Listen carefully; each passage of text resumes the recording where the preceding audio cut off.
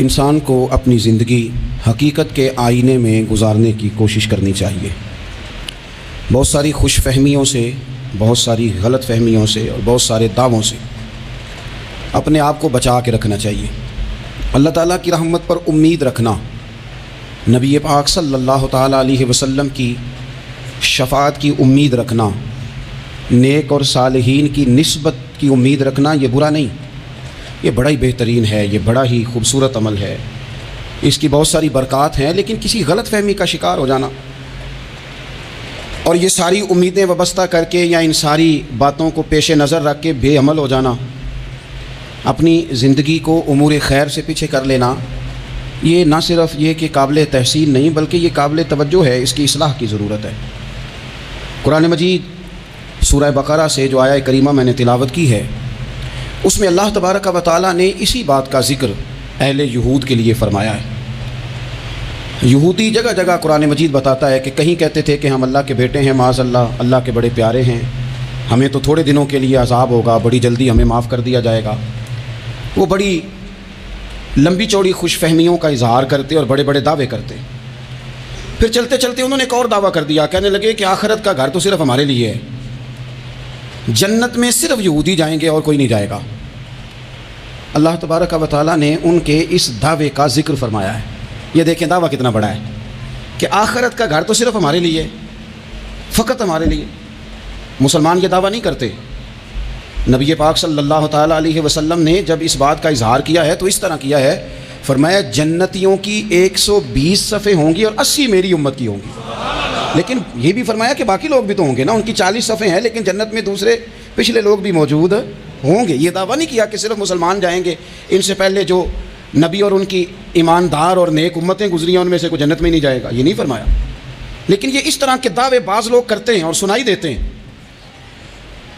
تو یہودی بھی یہ کہا کرتے تھے کہ جنت تو خالص ہمارے لیے ہے اور کوئی نہیں جائے گا اس میں۔ تو اللہ کریم نے فرمایا کل ان کانت لکم الدار الآخرۃ عند اللہ خالصۃ من دون الناس۔ اے محبوب علیہ السلام، آپ ان سے فرما دیں اہل یہود سے کہ اگر آخرت کا گھر اللہ کے نزدیک باقی سب لوگوں کو چھوڑ کے خالص تمہارے لیے ہی ہے، سب کو چھوڑ کے صرف تمہارے لیے ہے آخرت کا گھر، تو فتمنوا الموت، تو پھر جنت میں تو مر کے جانا ہے نا، لہذا موت کی تمنا تو کرو۔ پھر کہو نا یا اللہ ہمیں موت دے تاکہ وہ جو تو نے ہمارے لیے اتنی بڑی چیز بنائی ہے ہم اس سے استفادہ کر سکیں۔ پھر تم موت کی تمنا کرو ان کنتم صادقین، اگر تم سچے ہو۔ لیکن رب فرماتا ہے وَلَن يَتَمَنَّوْهُ أَبَدًا بِمَا قَدَّمَتْ أَيْدِيهِمْ، یہ کبھی بھی موت کی تمنا نہیں کریں گے، انہیں پتہ ہے جو انہوں نے کمائی کر کے آگے بھیجی ہے۔ یہ موت کے دعوے کریں گے کہ جنت میں صرف ہم ہی جائیں گے، لیکن کبھی بھی موت کی تمنا، یہ کبھی موت کی تمنا نہیں کریں گے، اس لیے کہ انہیں پتہ ہے کہ ہم نے آخرت کے لیے کیا۔ یہ جو بہت سارے لوگ کہتے ہیں نا میری نسبت اور میری بات اور بلے بلے سارا کچھ میں ہی ہوں، تو ان سے کہو پھر سارا پیسہ کوٹھی پہ ہی لگائے جاتے ہو، پھر تو جنت تمہارا انتظار کر رہی ہے، پھر یہاں اتنے خرچے کرنے کی تمہیں کیا مشکل پڑی ہوئی۔ قرآن مجید کہتا ہے یہ کبھی بھی موت کی تمنا نہیں کریں گے، ان کو پتہ ہے جو اعمال انہوں نے کر کے بھیجے ہیں۔ واللہ علیم بالظالمین، اللہ ظالموں کو جانتا ہے، اللہ کو خبر ہے۔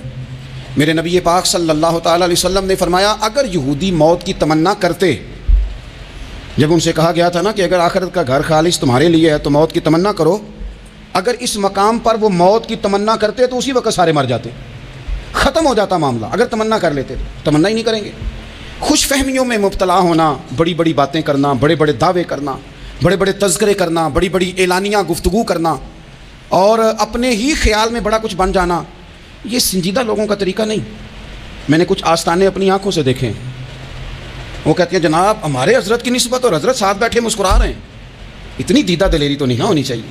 آپ اپنے سامنے سارا کچھ اپنے آپ کو کہلوا رہے ہیں، شیخ ہلکا ہلکا مسکرا رہے ہیں، ان سے پوچھیں تو کہتے ہیں جی میں تو نہیں کہتا، تو آپ کہتے نہیں تو منع کیوں نہیں کرتے؟ آپ کچھ فہمیوں میں، نعت خواں کھڑا ہوا ہے تو اس نے نسبت کی بات شروع کیا تو اللہ جانے وہ کدھر کا کدھر پہنچ گیا ہے۔ میں کہتا ہوں کون انکار کر رہا ہے نسبت کے فیض کا، کون منکر ہے؟ یہی تو باعث نجات ہے ہمارے لیے امیدیں۔ لیکن یہ کہ خوش فہمی میں مبتلا ہو جانا اور اس طرح کے بڑے بڑے دعوے کرنا، اور پھر بہت ساری خوابیں آتی ہیں لوگوں کو اور خوابوں کی بنیادوں پر بڑا کچھ بنتا ہے۔ تو میں کہتا ہوں جناب خواب میں تو میں کہہ دوں آپ سے خواب میں کہ میں رات کا صدر بن گیا ہوں تو آپ کو کوئی اعتراض ہے؟ میں خواب میں بنا ہوں، آپ کو اس میں کیا اختلاف؟ حقیقت کی زندگی میں آئیں، حقیقت کی زندگی میں جتنے لوگ نیک ہیں، پرہیزگار ہیں، دعویٰ ہے غلامی کا، دعویٰ ہے نسبت کا، فلانی شے کا، تو پھر بھائی آپ نے اتنا مال کاہے کو جمع کر لیا ہے؟ پھر یہ کاریں، یہ بنگلے، یہ کوٹھیاں، یہ جائیدادیں، یہ جلسوں کی فیسیں، یہ نعتوں کی فیسیں، یہ کس لیے؟ پھر تو آخرت آپ کے لیے سجی ہوئی ہے، سنوری لی ہوئی ہے، پھر تو آپ اس طرف توجہ کریں۔ حقیقت پسندی کا مزاج جب تک قوموں میں نہیں آتا، قومیں اتنی دیر تک اپنی روحانی، اخلاقی اور کردار کی بلندی نہیں حاصل کر پاتی۔ تو موت کی تمنا، یہاں ایک بات اور سن لیں، شریعت اسلامیہ کے اندر مصیبتوں سے گھبرا کر موت کی تمنا کرنا منع ہے۔ کوئی شخص کسی مشکل میں ہے، بیماری میں ہے، تکلیف میں ہے، دکھ میں ہے، تو موت کی تمنا کرے کہ اس بیماری سے تو مر جاؤں تو اچھا ہے، تو یہ منع ہے اس کے لیے۔ ہمارے ہاں کچھ لوگ لا علمی کی بنیاد پر چھوٹا سا جھگڑا گھر میں ہوا، وہ کہتے ہیں میں تو اللہ سے دعا کرتا ہوں میں اب مار ہی جاؤں۔ بھائی آپ اتنی سی بات نہیں سہ سکے اور آپ نے اتنی سی بات پر اتنی بڑی بات کر دی کہ میں اب چلا ہی جاؤں، اور یہ جھگڑوں کے اندر عام لوگ کہہ دیتے ہیں، یہ منع ہے۔ نبی پاک صلی اللہ تعالیٰ علیہ وسلم نے اس سے منع فرمایا، بلکہ مسلم شریف میں فرمایا کہ اگر تم نے کبھی دعا کرنی بھی ہو کسی وقت تو ان لفظوں سے کر سکتے ہو کہ یا اللہ جب تک میرا زندہ رہنا میرے حق میں بہتر ہے، مجھے دنیا میں رکھ، اور جب میرا یہاں سے چلے جانا تیری حکمت کا تقاضا ہے اور میرے حق میں بہتر ہے تو پھر مجھے ایمان کے ساتھ لے جا، پھر تو مجھے لے جا۔ تمنا موت کی کرنا اور مصیبتوں سے گھبرا کر کرنا، اور بھائی مشکلات میں جینا تو حسن ہے۔ اصل میں نا جس کی جان تھی نا اس کے نام نہیں نہ لگائی ہم نے کبھی بچوں کے نام لگا دی، کبھی کاروبار کے نام لگا دی، کبھی دوستوں کے نام لگا دی، پھر وہ بے وفا ہوا تو مرنے کو جی چاہا، وہ بے وفا ہوا تو مرنے کو جی چاہا، اس نے تنگ کیا تو مرنے کو جی چاہا۔ النبی اولیٰ بالمؤمنین من انفسہم، اللہ فرماتے ہیں تم نہیں جان کے مالک، میرا نبی تمہاری جانوں کا مالک ہے۔ جان پاوے نہ جان میرے محبوبہ، میں تے لگیاں توڑ نبھیساں، رات تیرے وچ رول کے مرساں، تے قدم نہ پچھاں ہٹیساں، شہر تیرے دے ٹکڑے منگساں، تے تیرے کتیاں دے قدم چمیساں، آزم اے جان امانت تیری، تو جدوں منگ سیں میں پیش کرے ساں۔ یہ تو کسی اور کی ہے، ہماری ہے نہیں۔ تو بہت سارے لوگ گھبرا کر ہو بڑی تکلیف آ گئی، بھئی آپ جلدی نہ کریں، بالکل جلدی نہ کریں، آپ حوصلہ پیدا کریں، اور جیا تو جاتا ہی مشکل میں ہے۔ اقبال نے کہا تھا کار جہاں دراز ہے اب میرا انتظار کر، یہ زندگی لمبی ہے، یہ مشکلات سے ہو کر کے گزرتی ہے، اس میں مد و جزر رہتا ہے۔ تو شریعت اسلامیہ میں منع ہے موت کی تمنا کرنا، موت کی خواہش کرنا، بلکہ نبی پاک صلی اللہ تعالیٰ علیہ وسلم نے تو یہاں تک ارشاد فرمایا کہ تم موت کی تمنا نہ کرو، اس لیے کہ اگر تم برے ہو اور زندہ ہو تو ہو سکتا ہے زندگی میں اللہ تمہیں توبہ کی توفیق دے دے، اور اگر تم اچھے ہو تو پھر بھی موت کی تمنا نہ کرو، اس لیے کہ اچھے ہو تو تمہاری اچھائی میں روز برکت ہی ہو رہی ہے، لوگوں کو فائدہ ہی ہو رہا ہے، خیر ہی بٹ رہی ہے۔ تمنا موت کی کرنا، اور ویسے بھی نہ ہم اپنی مرضی سے یہاں آئے ہیں اور نہ مرضی سے جانے کی کوشش کرنی چاہیے، معاذ اللہ، نہ اپنی مرضی آئے ہیں نہ اپنی مرضی سے کوئی مرنے کی کوشش کرے گا تو خودکشی حرام ہے، اور رب رسول کی مرضی سے مرے گا تو وہ شہادت ہے، وہ اس طرح کی شہادت ہے کہ جس میں کہا مردہ کہنا ہی نہیں یہ تو زندہ ہے، اس لیے کہ میرے نام پہ مر گیا ہے۔ تو موت کی تمنا کرنا یا اس طرح کا رویہ منع ہے۔ البتہ یہ جو یہود کا کام تھا، ان کا جو لہجہ تھا، اللہ فرماتے ہیں یہ تو ہزار ہزار سال عمر مانگتی ہیں تو جانا ہی نہیں چاہتے۔ کچھ لوگ لمبی عمر کے حریص ہوتے ہیں، اس کی وجہ یہ ہوتی ہے کہ آخرت کے لیے کام نہیں کیا، آخرت پر اس طرح کا یقین نہیں، اس طرح کا مزاج نہیں، دنیا داری کا مزاج بن گیا، بہت سارا مال جمع کر لیا، بڑے بنگلے بنائے، اتنی مشکل دنیا داری کٹھی کی، اب چھوڑ کے مر جائیں۔ ان لوگوں کا مرنے کو دل ہی نہیں کرتا، کوئی ارادہ ہی نہیں ہے، بالکل نہیں دنیا چھوڑنا چاہتے، محنت سے کٹھی کی ہے، اتنے لاؤ لشکر بنائے ہیں، اب کیسے چھوڑ جائیں۔ کچھ لوگ ایسے ہیں جنہوں نے گٹھڑی باندھ کے رکھی ہوئی ہے، ان کو زیادہ ویٹ نہیں کرنا پڑتا، اس لیے کہ انہوں نے کوئی سامان بوکی نہیں کرایا، تو جو ہے ہینڈ کیری ہے، اس لیے لوگ انتظار کرتے رہیں گے اور جناب بلال ابچی جنت میں پہنچ بھی جائیں گے۔ ابھی میزان عمل لگا ہوگا لیکن حضرت ابو ذر غفاری جنت میں ٹہلتے ہوئے نظر آ رہے ہوں گے۔ لوگوں نے جمع نہیں نہ کیا، جتنا مال زیادہ اتنی چیکنگ بھی اس کی زیادہ، جتنے بیگ زیادہ ایئرپورٹ پہ اتنا انتظار بھی زیادہ۔ ہینڈ کیری والے کو کوئی مسئلہ اسی کسی دے کچھ بھی نہ لگ دے تے نہ کوئی ساڈا دردی، بھئی مال کا ہے کا تو حساب کا ہے کا۔ مولا علی شیر خدا کرم اللہ تعالیٰ وجہہ الکریم سے کسی نے کہا ہم گنجائشیں تلاش کرتے ہیں نا، اور شریعت کی گنجائش اختیار کرنے میں حرج بھی کوئی نہیں ہوتا، شریعت گنجائش دیتی ہے، مال جائز ہو آپ کو تو آپ اس کو استعمال کریں، بڑا مکان بنائیں، بڑی جائیداد خریدیں، بڑی گاڑی میں سفر کریں، مہنگا موبائل خریدیں، اچھے کپڑے پہنے، کوئی منع نہیں کرتا۔ لیکن جو حضور کا مزاج ہے، جو سرکار نے اپنے لیے پسند کیا، وہ یہ ہے کہ سویرے روٹی کھانی ہے، شام کو فاقہ کرنا ہے۔ تو حضرت مولا علی شیر خدا کرم اللہ تعالیٰ وجہہ الکریم سے کسی نے کہا کہ چلو جائز پیسے اکٹھے کر لیں، جائز تو جمع کرنا منع نہیں۔ تو حضرت علی کی باتیں بڑی حکمتوں والی تھی نا، تو ایک جملے میں انہوں نے کئی جواب دے دیے، کہنے لگے میاں مال حرام ہو تو عذاب ہوتا ہے، حلال ہو تو حساب ہوتا ہے، لہٰذا ہم دونوں کام ہی نہیں کرتے، نہ ادھر جاتے ہیں نہ ادھر جاتے ہیں۔ جمع کرنے کی حاجت کیا ہے؟ دنیا اتنی سجا لینا، اتنی سوار لینا، بڑا ٹھنڈا اے سی چلتا ہے ہمارے کمروں میں، کھلی آنکھوں سے لوگ بستر سے اٹھ نہیں پاتے، آنکھیں کھل گئی ہیں، الارم بج گیا ہے، لیکن وہ بہت مزے کی پسند کی روٹی رات کھائی تھی، اپنی مرضی کا کھانا کھایا تھا، پیٹ بھر کے کھایا تھا، مرضی کے مشروبات پیے تھے، ٹھنڈے کمرے میں آرام ہے، کھل گئی ہے آنکھ، موٹے الارم نے آواز دیا اٹھو، لیکن یہ غفلت ہے نا، دنیا جمع کر لی ہے نا ساری۔ میں آپ کو صحیح بتاتا ہوں، اگر یہ ساری آسانیاں نہ ہوں، دقتیں ہوں، تو کچھ رات کو ہمیں تھوڑا پسینہ بھی آئے تو بار بار آنکھ کھلے، یہ مچھر کبھی نہ سونے دے تو بار بار آنکھ کھلے، یہ تن آرام پسند نہ ہوں تو کچھ اٹھیں، کچھ رات کو گرمیوں کی چھوٹی راتوں میں بھی تہجد پڑھی جا سکے، لیکن اقبال کہتے ہیں لہو مجھ کو رلاتی ہے جوانوں کی تن آسانی، یہ تن آسان ہو گئے، مزاج نہیں رہا ہمارا، ہمیں آرام چاہیے، سکون چاہیے۔ آپ یقین کریں کبھی کبھی میں حیران ہوتا ہوں، رونا آتا ہے اپنی اگلی نسل پر، رونا آتا ہے، یعنی بچے مدرسے میں پڑھنے والے، چونکہ وہ اسی والے گھر سے اٹھ کے آتے ہیں، مدرسے میں پڑھنے والے بچے کہتے ہیں جناب وہ کچھ گرمی زیادہ ہے تو میری کچھ طبیعت برداشت نہیں کرتی، تو میری اماں نے کہا تھا 4 چھٹیاں لے لو کہ موسم ٹھیک ہو جائے گا تو پھر سے تعلیم ہو جائے گی۔ تو غور سے چہرے دیکھتے ہیں تو ہم کہتے ہیں یار اگر کل کو ہمیں جہاد پہ جانا پڑا تو ہم لوگ جائیں گے، ہم میدانوں میں نکلیں گے، ہم وہ لوگ ہیں جو سختیاں برداشت کریں گے، یہ والے لوگ ہیں جو میدان میں جائیں گے جو 1 منٹ کے لیے اتنی دنیا جمع کر لی، مرنے کو جی نہیں چاہ رہا۔ حضرت شاہ فرید الدین عطار رحمۃ اللہ علیہ کہتے ہیں میں بڑا مہنگا کاروبار کرتا تھا، عطر بیچتا تھا، مہنگا کاروبار ہے نا، عرب شریف کے اندر آپ جائیں تو جہاں سونے والی دکان ہوتی ہے اس کے ساتھ خوشبو والی دکان ہوتی ہے، مکہ مکرمہ میں دیکھ لیں، مسجد نبوی میں دیکھ لیں، مہنگا کاروبار ہے یہ، اور اب میرا بزنس تھا، کاروبار تھا۔ تو آپ فرماتے ہیں کہ ایک دن ایک بزرگ آ گئے، انہوں نے ایک شیشی دیکھی، خوشبو سونگی، دوسری تیسری چوتھی، اچھے سیل مین آگے بڑھ کے خود کہتے ہیں آپ کو کیا چاہیے؟ میں نے بھی کہا بابا جی کیا چاہیے مجھے بتائیں، کیا دیکھ رہے ہیں؟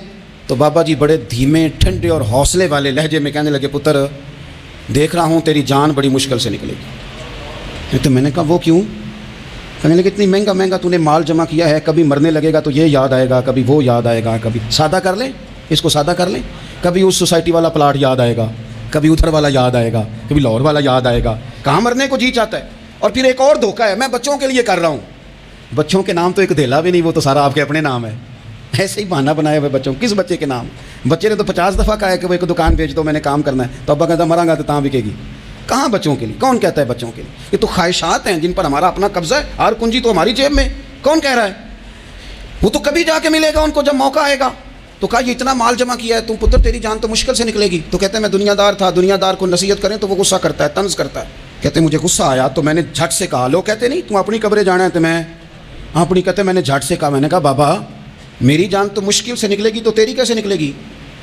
تو کہتے ہیں بابا جی کہنے لگے پتر ادھر آنا ذرا، تو میں کاؤنٹر کے اوپر سے ہو کے بابا جی کے پاس آیا، وہ میری دکان کے فرش پہ لیٹے، کعبے کو منہ کیا، کلمہ پڑھا اور ان کی روح پرواز کر گئی، عرش فرشتے بانگاں ملیاں، مکے پہ گیا شور، بلے شاہ اسی نہیں مرنا، اے تے مر گیا ہی کوئی ہور، نالے وارث شاہ ہو کدوں مر دے جنہ کیتیاں نیک کمائیاں نے۔ کہا یہ دیکھ لو مر گئے، بس اتنی کام تھا، تیاری ہے۔ امام غزالی کا آخری وقت تھا نا تو انہوں نے وضو کیا، غسل کیا، خوشبو لگائی، اپنے ہاتھوں سے چادر بچھائی، پھر تکیہ رکھا، پھر لیٹے، پھر حضور پہ درود پڑھا، اور پھر کہنے لگے رب اگر تیری مرضی ہے تو غزالی بھی تیرا تیار ہے۔ بس یہ جملے زبان پہ تھے اور روح پرواز کر گئی۔ موت کو سمجھے ہیں غافل اختتام زندگی، یہ ہے شام میں زندگی، پھر صبح دوام زندگی۔ عزیز بھائیوں ہم نے نا بڑی آسائشیں جمع کر لی، بڑا کچھ اپنی عقل کے زور پر ہم نے اکٹھا کر لیا، نہیں ہمارا پروگرام۔ کسی سے پوچھ لیں صحت کیسی ہے تو عمر اگر اس کی بڑی اوپر بھی چلی جا رہی ہو، اب تو خیر سالگرہ میں آنے کا رواج ہر جگہ آ گیا ہے، ہم سے بھی لوگ پوچھتے ہیں کہ آپ بتائیں آپ کس تاریخ کو پیدا ہوئے تھے، تو میں کہتا ہوں کوئی کارنامہ سر انجام دے لینے دو پھر بتا دیں گے، ابھی تو کچھ کر نہیں سکے، کچھ بتائیں گے تو کچھ دن بھی منا لیں گے، ابھی تو لگتا ہے کہ بڑا وقت ضائع ہو گیا ہم سے۔ تو عزیز بھائی کوئی نہیں کہتا کہ اب ٹائم آ گیا ہے، شوگر ہو گئی ہے، بلڈ پریشر ہو گیا ہے، طبیعت خراب رہتی ہے، فلانا مسئلہ ہو گیا ہے، تو تمنا موت اور موت کا ڈر اور نہ مرنے کا ارادہ اور دنیا سے دل کو لگا کے رکھنا اور ہر وقت جینے کی خواہش پیدا کرنا اور ہر وقت حالمی مزید کی دوڑ میں رہنا، وہ لوگ اس لیے تیار رہتے تھے، دعائیں مانگتے تھے شہادت کی، کہ انہوں نے نا دنیا بنائی نہیں تھی۔ حضرت عمر نے تو دوسرا کرتا نہیں پہنا ساری زندگی، وہ جو مکان آ رہا تھا وہی چل رہا تھا، وہ تو تھوڑے پہ قرضہ تھا ان پہ، لیکن ہر نماز کے بعد صحیح بخاری میں موجود ہے وہ دعا مانگتے تھے، اللہم ارزقنی شہادۃ فی سبیلک، یا اللہ ایسا نہ ہو میں تبھی موت چلا جاؤں، مجھے اپنے رستے میں شہادت کی موت دینا۔ ہر نماز کے بعد دعا مانگی جا رہی، لیکن شہادت والی موت کی نہیں، شہادت والی موت، اللہم ارزقنی شہادۃ فی سبیلک۔ اور مالک مدینہ چھوڑنے کو دل نہیں کرتا، یا اللہ شہادت کی موت دینا اور دینا بھی اپنے نبی کے شہر کے اندر، یہیں رہوں، یہیں میرا مدفن بنے۔ اللہ نے انہیں موقع دیا۔ آپ دیکھیں نا ان لوگوں کا دل کرتا تھا. حضرت خالد بن ولید رضی اللہ تعالیٰ عنہ ساری زندگی میدان میں گزاری, پورے جسم میں 1 انچ جگہ باقی نہیں تھی جہاں زخم نہ ہو, ساری زندگی میدان میں رہے, لیکن آخری وقت روتے تھے, فرماتے تھے اس کی بے نیازی دیکھو, میں شہادت کے لیے میدان میں رہا لیکن شہادت میرا مقدر ہی نہیں تھی. اور پھر آخری وقت بھی فرمایا میرا گھوڑا, میرے کپڑے, میری زرہ, میری تلوار یہ کسی مجاہد کو دے دینا, چلو میں اب جہاد میں نہیں ہوں تو میرا سامان تو جہاد میں رہے, کسی مجاہد کو دینا. ان لوگوں نے جتنی محنت کی نا مرنے کے بعد کے لیے کی, مرنے کے بعد کے لیے, زندگی کا جو دوسرا پل ہے اس کے لیے کوشش کی. وہاں انہوں نے صدقات جمع کرائے, خیرات جمع کرائے, عبادات جمع کرائیں, حسن اخلاق جمع کرایا, اچھا سلوک جمع کرایا. انہوں نے آخرت کے بینک میں ڈھیروں مال جمع کرایا, وہاں ان کے مکان بک ہوئے, جنت میں ان کے نام کی بڑی بڑی جگہیں اللہ تبارک و تعالیٰ کے فضل سے طے کی گئیں. تو پھر انہیں وہاں جانے میں کوئی دشواری بھی نہیں تھی, انہیں کوئی مشکل نہیں تھی, وہ تیار تھے. لیکن چونکہ ساری محنت ہی دنیا کے لیے ہے, وہ جو خاص ایک آخرت پر مسلمان کا ایمان اور یقین اور تیقن تھا اس طرف ہمارا مزاج نہیں. آپ دیکھیے حضرت ملک الموت اسرائیل علیہ السلام نا حضرت ابراہیم علیہ السلام کی روح قبض کرنے کے لیے حاضر ہوئے, تو کہا جناب چلیے آپ کی روح لینے آیا ہوں. تو حضرت ابراہیم علیہ السلام فرمانے لگے اسرائیل, یہ قاضی ثناء اللہ صاحب پانی پتی رحمۃ اللہ علیہ نے اس کو تفسیر مظہری میں لکھا ہے. حضرت ابراہیم خلیل اللہ علیہ السلام فرمانے لگے اسرائیل کیا کوئی خلیل بھی اپنے خلیل کی روح قبض کرتا ہے؟ واتخذ اللہ ابراہیم خلیلا, اللہ نے تو مجھے دوست بنایا, دوست ہو کے دوست کی روح قبض کرنے جا رہا ہے.